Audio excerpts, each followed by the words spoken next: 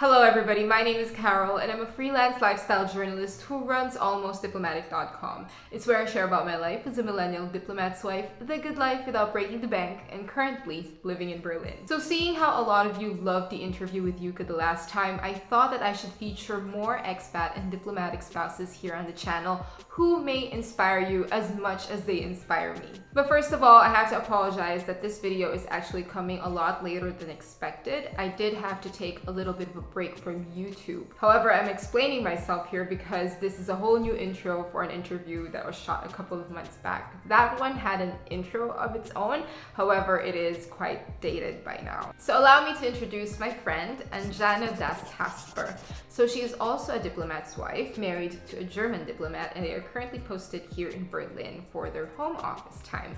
And they have been to a couple of postings already, and Anjana is someone who was able to take something that she's very passionate about and turn it into a business that she can take anywhere she goes. And at the same time, she's providing jobs for artisans in India. Anjana is the founder of a clothing and accessories brand called White Champa, and it is a brand that is focused on textile and craft. So inspired by her postings and her travels, she takes clothing that is sourced ethically and they are turned into modern pieces that women can wear on the daily. They also have bags and accessories and a whole lot of other things. So with that said, let's get on with the interview, which was done in her atelier and where you will be able to see some of her creations. So let's do that in 3, 2, 1.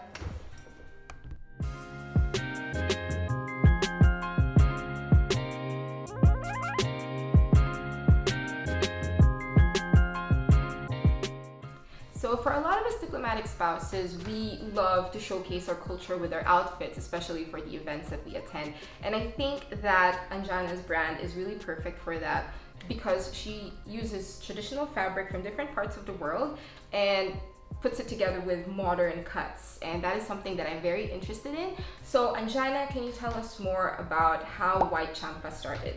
Yes, actually White Champa started from a very personal point of view, because I grew up in Germany and I'm the child of Indian parents, and I had one wardrobe that was suitable for the Indian climate, the Indian context, and I had one that was okay for Germany and Europe. Yeah. And I always felt I wanted to integrate the two because I'm also somehow mixed, and I think that many of us who are in the diplomatic world are feeling the same way, because I think we come maybe from one country, but we live in different countries and everything influences us. Exactly. And I think my brand is somehow trying to take that up and enable a woman to find something where she can express herself and the different countries she lived in, the different cultures she comes from.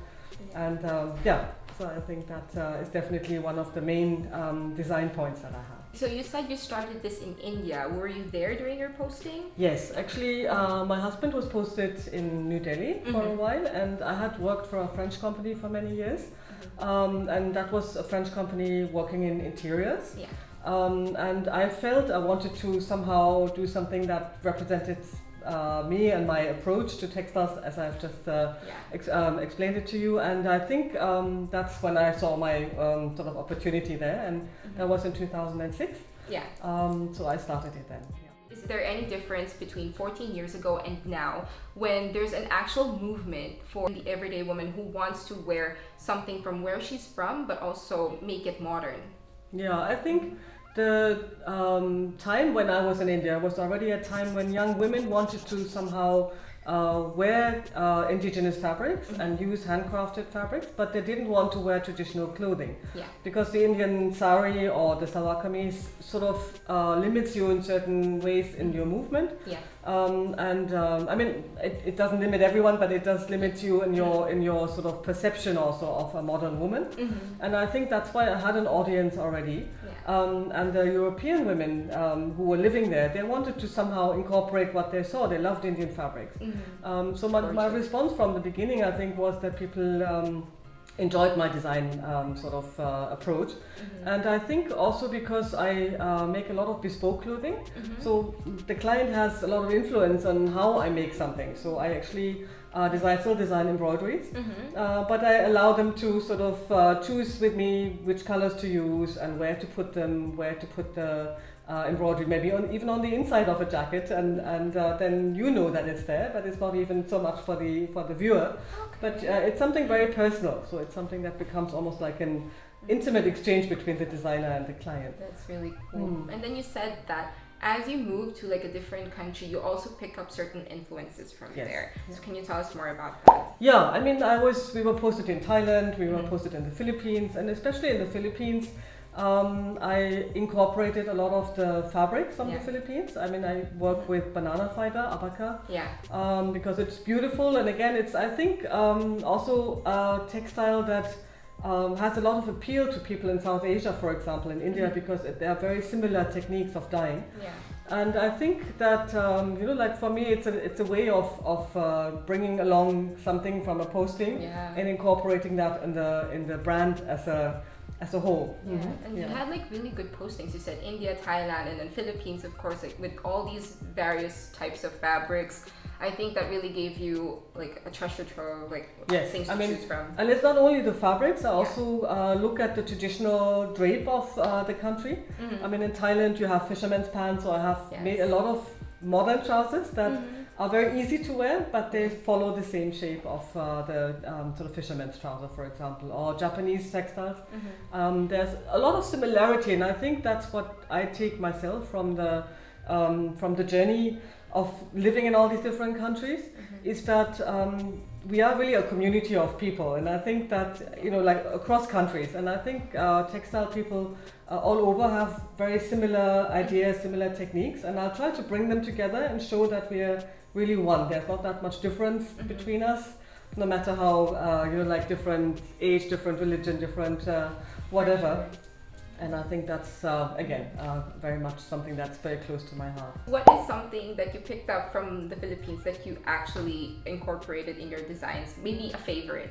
So I had a collaboration with a Filipina designer, Len Kabili. And so we made a whole collection where we used Indian fabrics and we had them embroidered in the Philippines, or the other way around. I took piña, the pineapple fiber from the Philippines, and had my Indian embroiderers embroider something on it.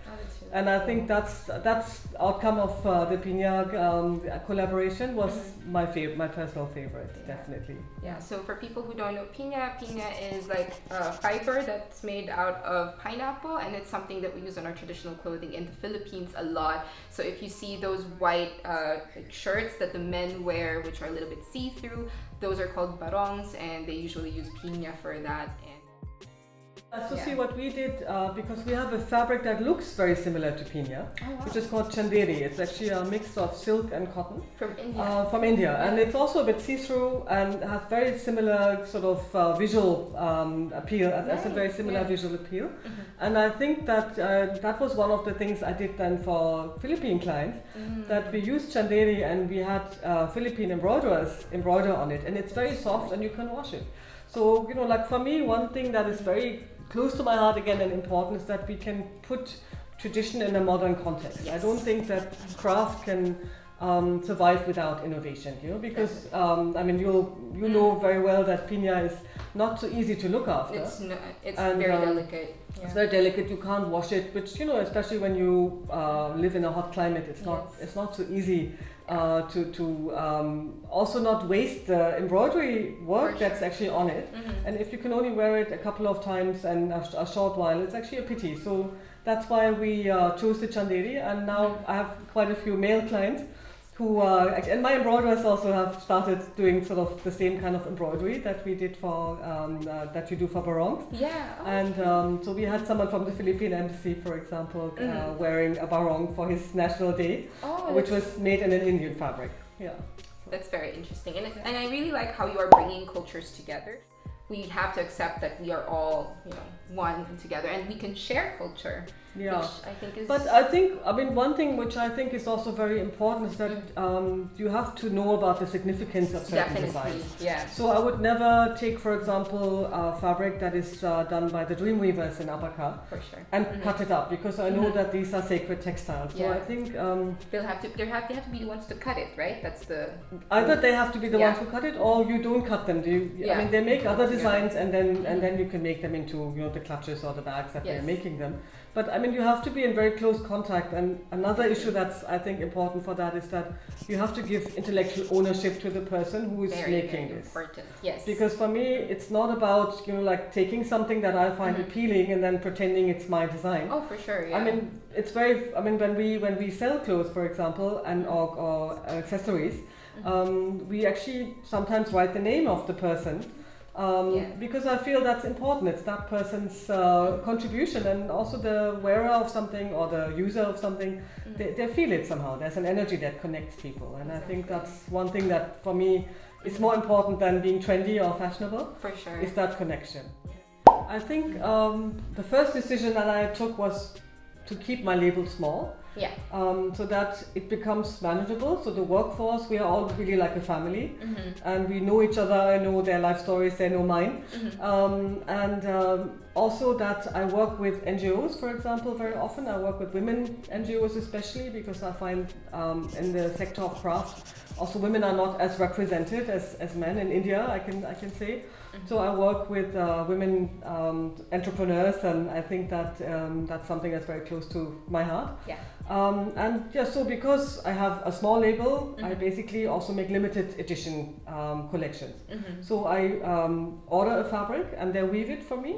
So it's something that is maybe, let's say, 40-50 meters, and we make something out of those 50 meters, and the next lot will be slightly different. I mean, of course we can reorder, but so I feel through that process they have their integrity in making something that is also in a amount and a volume that is close to that kind of production. Yeah. Because if you have to weave 2,000 meters, 3,000 meters, it's very repetitive for the weaver. No? For sure. It's not exactly it's not fun. Exactly, and I feel that's very important that they also know what these products are or what these fabrics are going to be used for. So I'm in very close discussions always with my karigars, as we call them in the artisans. In India we call them karigars. And so I find that once they know that something is used in a certain way, then they sort of feel they're part of the design process somehow. Yeah. And I love how you said that you sometimes write the name of the person who actually created the fabric or did the embroidery. I think that really goes a long way, especially with giving back to their creativity, their talent, and all of that.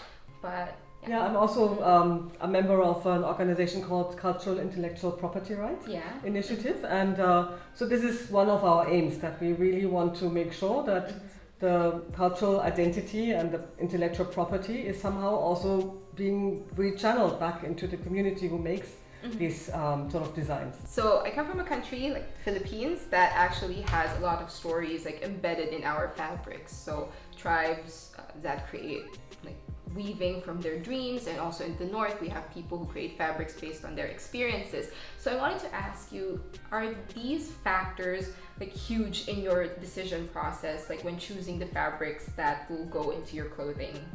Yeah, I definitely take into account how they were traditionally used. I think that if you have a fabric like binakol in the north of the Philippines, I mean, which has almost like a protective, totemic nature. So I would always use it in a way where I feel that this sort of usage is also respected. So I think that it's, for me, it's not about something just being used as fashionable as much as we all want to be looking good, and I think that's definitely very much the goal of us designers, that we want to make our clients look feminine and beautiful, and that is very much, I think, a good purpose to have. But I think that when you respect these stories, something else happens. There's almost a relationship between the person who's making the fabric, the person who's designing the garment, and the person wearing it. And I think there's almost something of a community that's happening. And I feel that many of my clients, they feel that, and they they order, like after years, and they, like come and say, we actually like that, we feel comfortable and we feel really protected. I have, for example, a client who's a lawyer, and she works in Geneva. She has to talk about horrible things in human rights and about torture, about killings, whatever. And she wears the jackets that we make for her, almost like a armor of choice, and I think that's, for me, something when I hear that, then I know that we are doing something right. And that's obviously what I feel is also coming across to the client. I love wearing like traditional fabric as well and trying to put it together with some modern pieces. I had like a tinalak skirt I had a tinalak fabric made into a skirt. So it's not part of the tinalak that you're not supposed to use. And it was in a modern color. They used like pink dye and lavender, and it was just so exquisite. And every time I wear it, it just makes me feel so good about my culture. And when people ask about it, then I get to tell them more about where I come from. And I think that is always a great conversation piece. Yeah, and I think it's one part of it is where you come from and which culture you come from, but it's also allowing you to basically have an influence how you come across, as a person. So it's not only your culture, but it's also you. I mean, as I said, I come from an Indian and a German background in that sense. I have Indian parents, but grew up in Germany, and I feel that the way I dress, I make traditional fabrics into a trench coat, or I basically wear something with jeans, and then I have a traditional top on, to layer on it.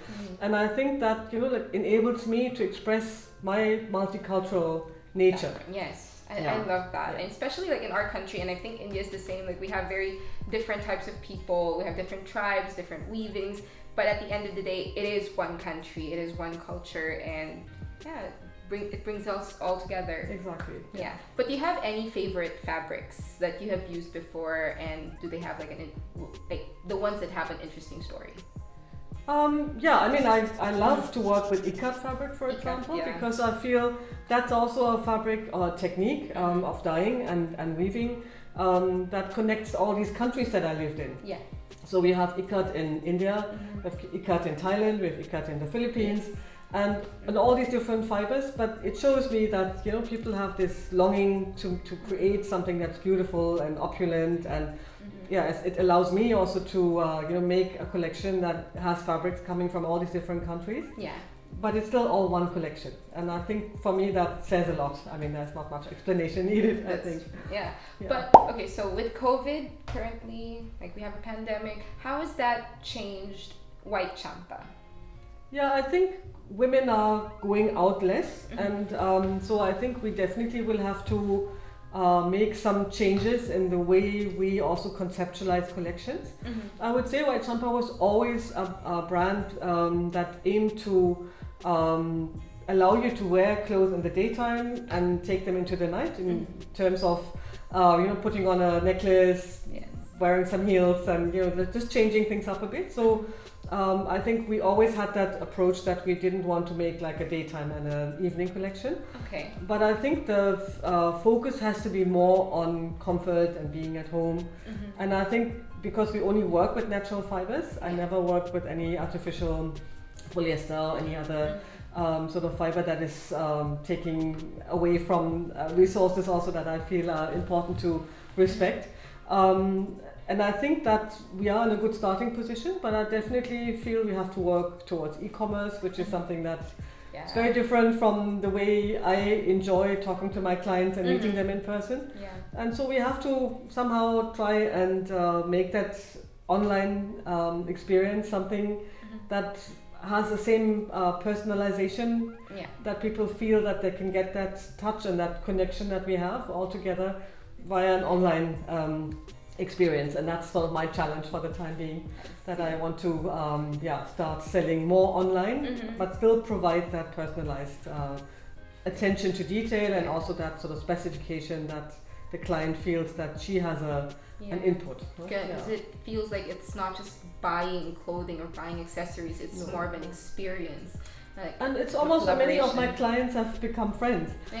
So we started because women, when they talk about what they see in clothing and why they like wearing something. It becomes very personal. Yeah. And I think that's what I enjoy most about my work. It's not so much making a collection, it's more the interaction and it's more the designing for someone specific. I design for a lot of artists, for example, and singers. I'm on stage because for them, clothing is very much part of how they present themselves. So, yeah. Okay, and for my last question, so how do you feel about White Champa? Like taking White Champa with you for the past 14 years, you're a diplomatic spouse, you move from one country to another every few years or so. Do you think White Champa has helped you like maintain a more fulfilling life during postings? Oh, definitely. I think there's no question about it. I think it's not always an easy choice to keep working when you're a diplomatic spouse, because with all the changes in country and continent, and I mean, it's not sort of something that comes naturally that you continue working. And I think my response was to keep my label in one place. And we were lucky that we were always posted somewhere where there was a flight connection at least. I could get into the country within like 10 hours.